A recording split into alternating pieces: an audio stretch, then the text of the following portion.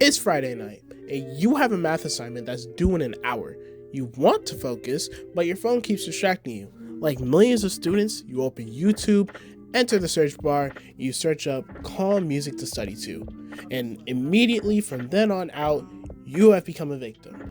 Not in any weird way. You've become a victim to the algorithm. Platforms like YouTube, Spotify, Apple Music, they don't just recommend music, they influence how students think they're supposed to study using visuals, labels, and carefully curated moods to guide behavior without anyone noticing.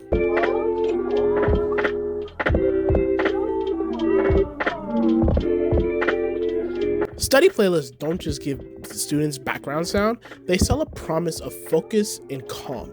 Lofi Girl, for example, a popular artist when it comes to the lo-fi genre as a whole, is sitting around usually a warm lighting and steady motion, like how she sits at her desk and writes in her notebook, visually communicating productivity before the music ever hits your ears. Labels like chill, calm, or productive target students who feel stressed or overwhelmed, usually during stressful situations like finals week, or if you have a midterm coming up, subtly guiding them towards certain genres and away from certain others like rap, rock, and metal, genres that the algorithm or even the internet as a whole indirectly frames as bad for studying. Researchers point out recommendation systems depend heavily on what users search, meaning once someone clicks on study music, the algorithm builds an entire world around that one choice. And the reason these playlists thrive is because they fit perfectly in today's productivity culture. Students today are constantly pushed towards efficiency, optimization, and self-improvement. So when they see playlist titles such as Deep Focus or Productive Morning, the message is immediate. Hey, right here?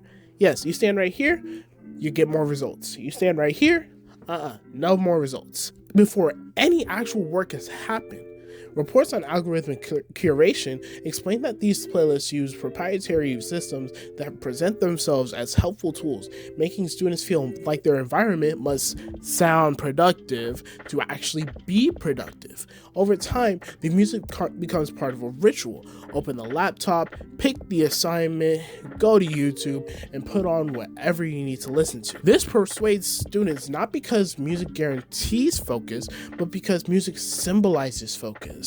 And the influence goes way deeper than habits. Algorithms actively shape the emotional and mental atmosphere of studying. Before a student even chooses a song, the app has already predicted their mood and curated playlists to match it. Researchers describe this as creating a constructed identity for the user based on their past behaviors. Lo-fi streams highlight this effect. The music stays consistent, never too energetic or jarring, gently nudging students into a stable emotional state where they may eventually feel dependent on.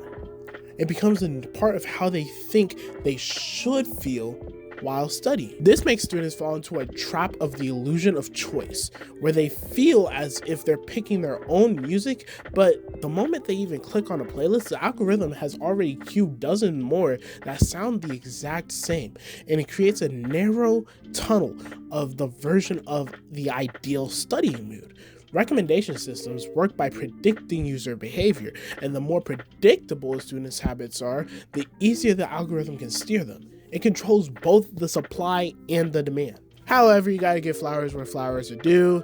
Many students genuinely feel like these playlists are helpful. Some don't want to think about what to listen to during stressful study sessions. Studies show algorithms can increase recommendation speed drastically, which feels like a relief for overwhelmed students. From this perspective, the algorithm doesn't seem manipulative, it just seems convenient. And for many, the convenience is pretty worth it. Ultimately, music platforms perform best when the users stay engaged, so they can craft entire atmospheres, visuals, labels, and moods that subtly change how students prepare for studying. These playlists don't just accompany homework, they influence emotions, habits, and even identity. There's a thin line between convenience and control, and the algorithmic study playlists sit right on that line.